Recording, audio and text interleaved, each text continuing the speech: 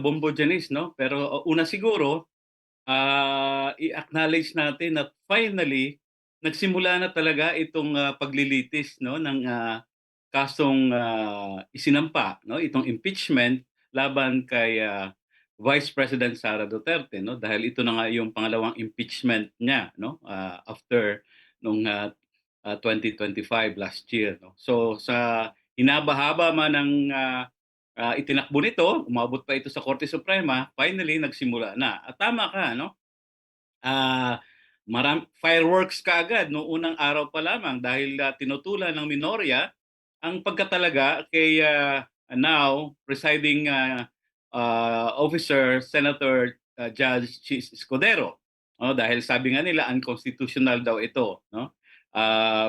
Merong nakabinbin na mga usapin tungkol dito sa Korte Suprema 'no, may naghain din ng mga abogado, kino-question nila but nonetheless natuloy pa rin ito at nakita naman natin ang kahalagahan siguro na ang nagpe-preside ay hindi naman sa minamaliit natin ng hindi mga abogado 'no. Pero nakita natin nitong nakaraang 3 araw na tama rin siguro na ang itinalagang presiding officer ay yung may, alam sa batas 'no, yung, rules of court. Dahil nakita mo naman yung banggaan ng mga dalawang kampo ng mga abogado, yung mga objections at, ano-ano pang related sa, rules of evidence or rules of court 'no, nagsasalpukan talaga.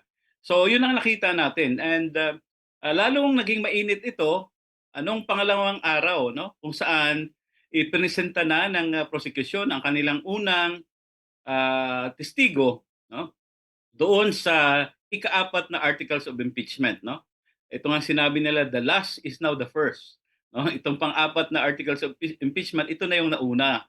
Ito yung, threats against the lives of, BBM Marcos 'no, at sa kanyang asawa at saka sa kay dating, Speaker of the House Martin Romualdez na kung saan sa isang, live stream, press conference noong November 23, 2024 'no, inamin na lumabas 'no ang, Vice President Sara Duterte at sinabi niya na meron siyang kinausap na tao, na paslangin o patayin.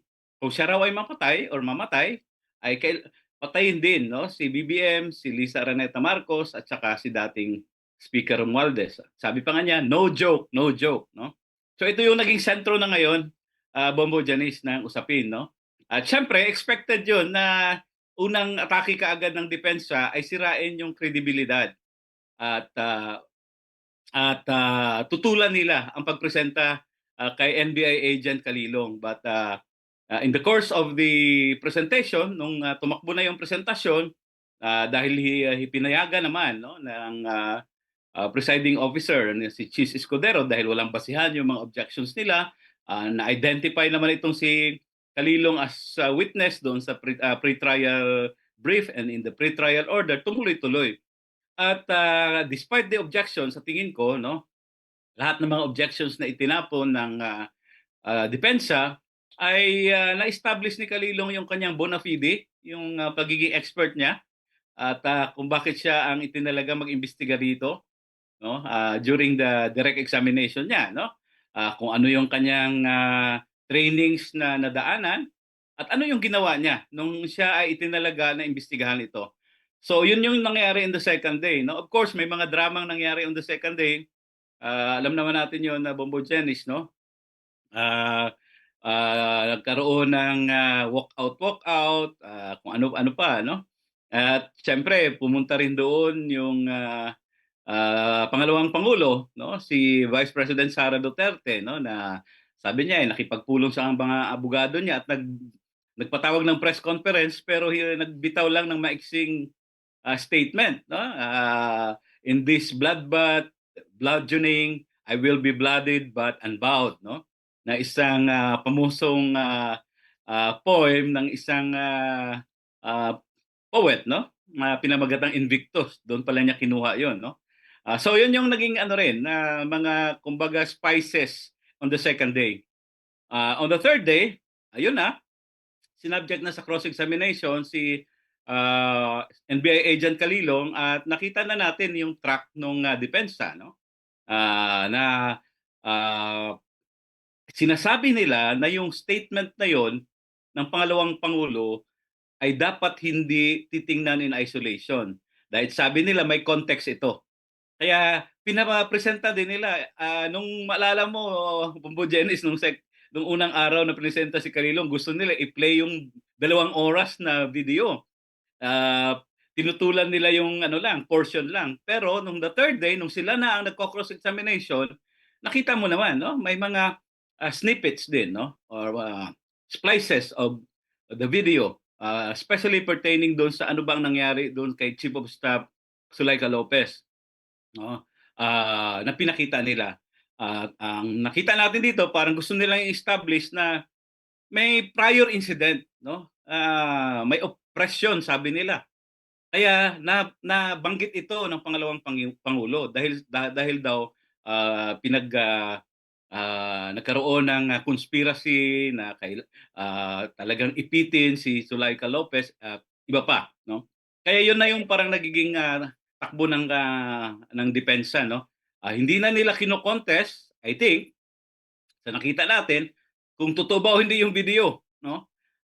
Kung totoo ba ang sinabi ito ng pangalawang pangulo o hindi.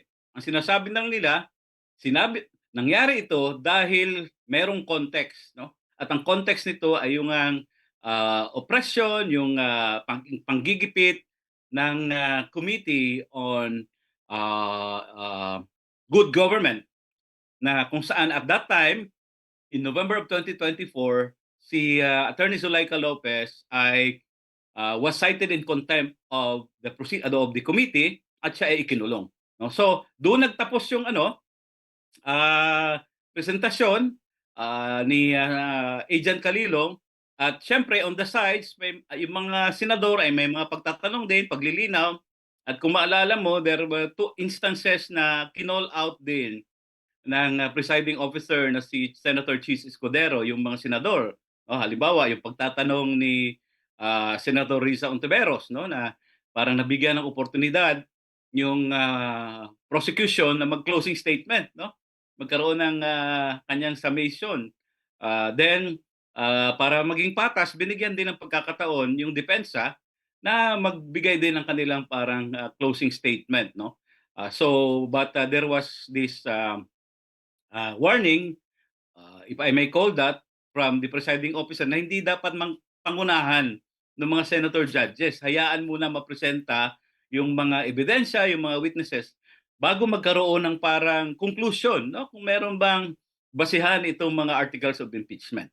So, but final point, Bombo Janis, nakita natin, no, na sa 3 araw pa lang na yan, gaano ka bagal pala itong tatakbuhin. Imagine if you have 92 days, tapos ang dami-daming witnesses, sa isang linggo isa lang witness na natapos. Pangalawang comment natin, parang lumalabas na napaka-technical na lang, no? Nahulog doon sa technicalities itong trial na ito. Dapat pakatandaan natin, Bombo Janis, na impeachment trial is not purely a court trial, ay legal issue lang dito. Nakasalalay din dito yung ano ba ang pagtingin ng mamamayang Pilipino, no? Dito sa accountability mechanism na nilagay nila sa 1987 Constitution. Dahil tayo naman ang naglagay nitong impeachment kaya hindi ito masama. Dahil ito yung paraan para mapanagot natin, maging accountable sa atin ang ating mga matataas na mga opisyal, no? Dahil nga doon sa prinsipyo na a public office is a public trust. No? So sana sa mga darating na mga araw, asahan natin na maging less legalist, yung mga sinasabi nilang legal gobbledygook, no? Nagdebate pa kung ang photocopy ba ay tinatanggap na ngayong ebidensya o hindi, no? Sabi ko nga kanina sa isang interview, matagal nang yung photo at kape ay original talaga na magkatambal yan, no? So hindi na dapat pinag-aawayan. So yun yung aasahan natin sa darating na mga araw, Bombo Janis, no? Sana maging susundan pa rin ito ng ating mga mamamayan dahil napakahalaga itong makasaysayang impeachment trial na ito kung saan gusto nating maging accountable yung ating mga opisyal na inihalal.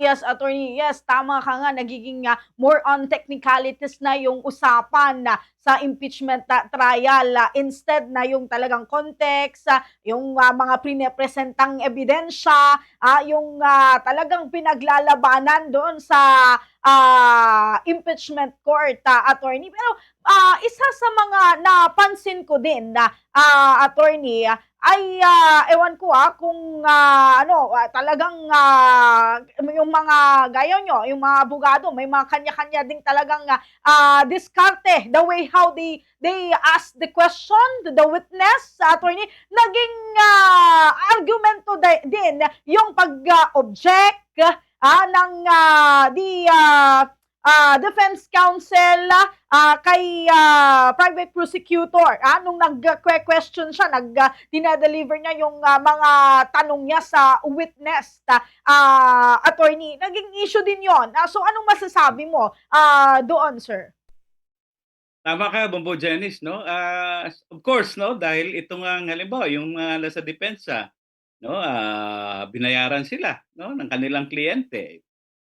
I suppose talaga naman binayaran sila or kung kahit na nag-volunteer pa naman sila, no, para idepensa yung kanilang kliyente. So talagang gagawin nila lahat, no, theoretically gagawin nila lahat, gawin nila yung mga tricks of the trade, so-called, no, para madepensahan yung kanilang kliyente. Kaya lahat na klaseng objections ay gagawin nila, no, i-raise nila anyway. Meron namang presiding officer na magro-rule on these objections, no? Siyempre, expected mo rin na yung kabila naman, yung nasa prosecution ay dapat maalam din, no? Expected na niya ito na talagang mag-o-object ng mag-o-object ang kabila, no? Kaya yun na nakita natin. Ang downside lang talaga nito, tama yung observation mo, Bombo Janice. Parang naging awayan technical na lamang, no? At nawala yung sustansya, yung substance. Bakit ba pinisenta halimbawa itong si Agent Calilong, no? Ang issue lang naman talaga doon yung video, no? Na kanyang na-preserve, no?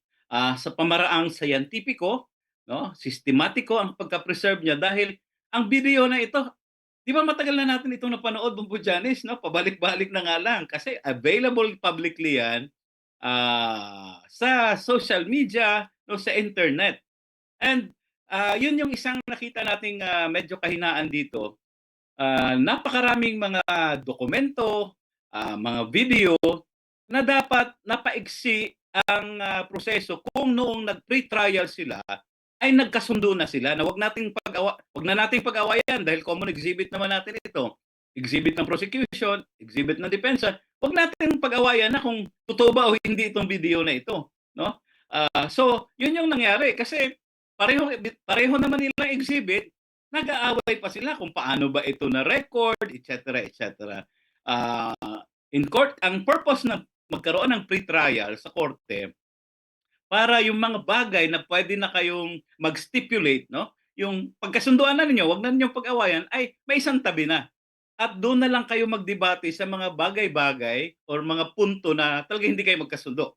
No? Halimbawa, yung konteksto, bakit ba nasabi ito ng pangalawang pangulo? Ay di siyempre sabi nung prosecution, talagang gusto niyang ipapatay. Ang sabi naman ng depensa, hindi. Ano lang 'yon, sagot lang niya 'yon dahil sa panggigipit. So 'yun na lang pag-awayan nila, 'wag na nilang pag-awayan dapat yung video, no? So sana sa darating na mga araw, ang presiding officer ay mapagbantay rin dito, para mapabilis yung pagtakbo ng presentation of witnesses and evidence. Kaya nga, attorney kaya napapatagal yung proseso nito or itong talagang pagpresenta ng mga witnesses, attorney. So, attorney, sa tingin mo, lang, so kung ano lang yung sa tingin mo dito, kasi sabi nga natin more on technicalities. Do you think the reason why na more on technicalities na sila kasi there is a video. The video it says everything. Although, hindi siya na-play na 2 hours, but the clip itself, attorney, says everything. Attorney, kaya dun na sila sa technical issue na ginagamit na nilang depensa. Yes, tama yung observation mo diyan na Bombo Janice, 'no? The video speaks for itself, 'no? Ano pa bang maidepensa mo diyan? Kaya nga sabi nung mga abogado, kapag mahina ang iyong facts of the case, pukpukin mo doon sa law, sa batas. Kung mahina naman yung batas, pukpukin mo doon sa facts. Pero kung mahina ka sa facts, mahina pa rin ang iyong batas, pukpukin mo yung lamesa, no? Palakasan na lang ng boses, pukpukin mo yung lamesa. Tapos kung talagang mahina na lahat, yung law, yung facts, kahit yung pagpupukpok mo sa lamesa ay mahina pa rin, ang pinakahuli diyan, sabihin mo na lang kung saan ka na law school nag-aaral. Kaya nakita mo nagdidebate pa sila kung saan graduate, ano, kung sa universidad na ganito o universidad na gano'n, no? So, yeah, tama ka, napaka-technical at talagang ano rin 'yan, kung wala ka ng depensa, ihulog mo na lang sa teknikalidad at unfortunate 'yan, no? Dahil ang gusto naman natin dito kaya nagkaroon ng impeachment ay gusto nating malaman ang katotohanan. Ano ba talaga ang nangyari nung mga panahon na 'yon? Ano ba talaga ang nangyari sa confidential funds?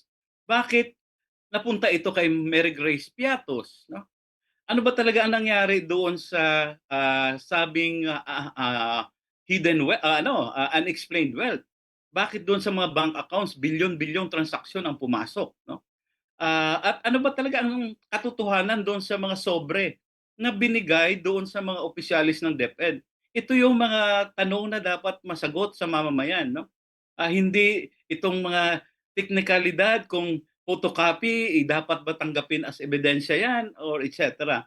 At kaya nga sabi ko, tama yung observation mo, Bobo diyan, sana sa darating na mga araw ay maiwasan ito. Dahil remember, sa susunod na mga articles of impeachment, halimbawa yung mga dokumento na nagmumula sa bangko, nagmumula sa AMLAC, no? Marami itong mga papel na ito. Isipin mo kung libo-libong papel yan, kada page ng papel na yan ay pag-aawayan nila, ay talagang hindi matapos itong impeachment trial na ito, no? So inaasahan natin at ito rin naman ang panawagan namin, no? I was there during the trial, no? At ito na yung as observers at ito yung pinaabot namin na huwag hayaan na mahulog lang sa teknikalidad dahil may malaking usapin dito sa paghahanap ng mamamayang Pilipino. Hindi naman nila gustong marinig yung mga technicalities, yung mga objections na yan. Gusto nilang malaman ang katotohanan behind o sa gitna nitong mga charges na ito laban sa pangalawang Pangulo Bongbong Janice. Kung ganito katagal ito, attorney, tapos sa mga 'pag dumating na tayo dun sa mga last few weeks, gano'n, baka naman i-fast track na nila, gano'n, magkakaroon ba pa ba pagkakalinaw nitong mga alegasyon na kontra kay Vice President Sara Duterte kung aabot tayo palagi ng ganito, attorney? Well, may tinakda naman silang ano Bombo Janice, no, time framing, no? May mga araw na ibinigay sa prosecution at meron din para sa depensa. Halimbawa, itong sa first articles of impeachment, no, itong first article na ito ay binigyan lang sila ng 11 session days ng korte, no? Kailangan tapusin nila 'yan. Ah, mayroon pa ba kahit na kakapusin sila dahil hindi nila mapresenta yung ibang witnesses ay dapat tapusin nila, no? Kasi may hinahabol din na time frame or schedule ang Senate. Remember, Bombo Janice, after the SONA, ay magbabalik na sa session ang ating Kongreso. So, magtatrabaho din ang mga senador at ang mga kongresista, no, bilang mga senador at kongresista.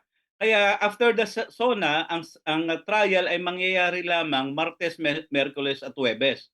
Dahil sa Lunes ay magtatrabaho rin sila, no? Lalo't higit na isa-submit na rin ng Malacanang ang kanyang budget for 2027, no? So talagang sabay-sabay yan, hindi puwedeng ma-delay, no? At kaya pinagbabawal din dito yung mga postponements, no? At gusto natin na matapos siya within the time frame dahil kung aabutin pa ito next year at alam naman natin next year 2027, sa kalagitnaan ng taon ay pulitika na kaagad 'yan para sa 2028, no? So, sana, mapabilis ito at ang isa lang naman ang ating gusto talagang mangyari dito, Kung merong katotohanan yung mga charges against the Vice President, kailangan maging accountable siya, no? At kung hindi naman ay mapawalang sala siya, at least nailatag doon sa impeachment court. Hindi yung iniiwasan, dahil matataas na opisyal sila ay hindi nila hinaharap itong mga ganitong mga usapin. Na kung ordinaryong empleyado 'yan, meron lang hindi ma-liquidate na 100, 200 ay tanggal na sa posisyon kaagad 'yan, no? So, ang mensaheng ipinapaabot ng impeachment trial na ito, lahat ng sangkot sa katiwalian ay dapat managot, no? Mataas ka man na opisyal or ordinaryong empleyado ka, lalo't higit ang mga matataas na opisyal natin, no? Dahil napakataas ng ah, hinihingi sa kanila, no? Na pagtalima at pagsunod doon sa mga itinatakda ng ating batas at ng ating konstitusyon. Okay, attorney. Attorney, may mga question pa ako, may mga idadagdag pa ako, attorney, regarding sa video kasi kanina lang may lumabas na report, na may mga may mga comment or opinion din na yung mga iba na itong pagsabi ni Vice President Sara Duterte regarding sa pag-hire niya nitong sa papatay, kumbaga, gano'n na attorney ay parang it is talagang it says something na dito makikita na talagang may threat, attorney. So mamaya, attorney, please hold your line. Sa technical control muna tayo. Ana digiti wagas tapno alisto apag sisina en digiti basura. Usaren digiti color-coded apag ibasuraan. Green para karigiti nabubulok, yellow karigiti saan nga group sa, ken digiti recyclables. Red karigiti hazardous. Well, tama ka dyan, Bambo Janice, no? Kasi sinasabi nila, sinasabi ng depensa na wala naman, no? May presenta ba ninyo kung sino yung nakausap? But tapos sinabi nila if, no, may parang conditional. Oh, pero ako, I subscribe as a lawyer, I subscribe sa ganitong interpretasyon na ang banta, no? A threat is a threat is a threat, no? Hindi pwedeng conditional 'yan, no? Lalo't higit na ang threat na ito ay patungkol doon sa pagpatay, no? Kahit na ordinaryong tao 'yan or mataas na opisyal ng ating bayan. That is a threat, no? Especially coming from another high official, mataas na opisyal ng ating bansa, ng ating bayan, no? Nagmumula mismo sa isang tao na isang ano na lang, a breath away, or sabi pa ng ating mga kabataan, isang kimbot na lang maging presidente na rin siya, no? Kung may mangyari, kung ano man ang mangyari sa presidente, ay siya ang papalit. Tapos ganito ang kanyang magiging asal, ganito ang kanyang sasabihin. I think hindi justifiable 'yon, no?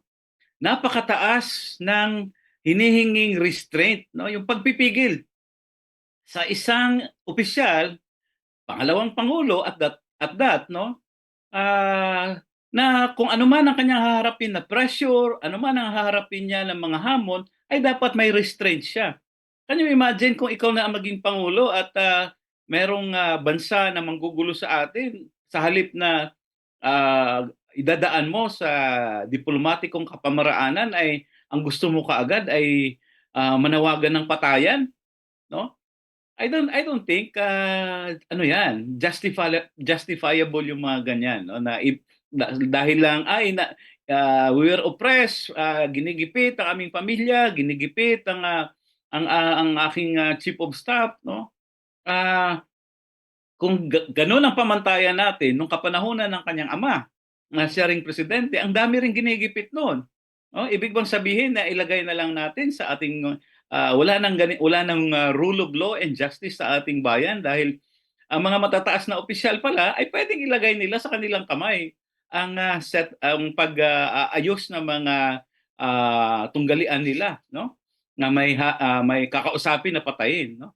Gano'n ang nangyari sa libu-libong namatay sa panahon ng rehimen ng kanyang tatay, no?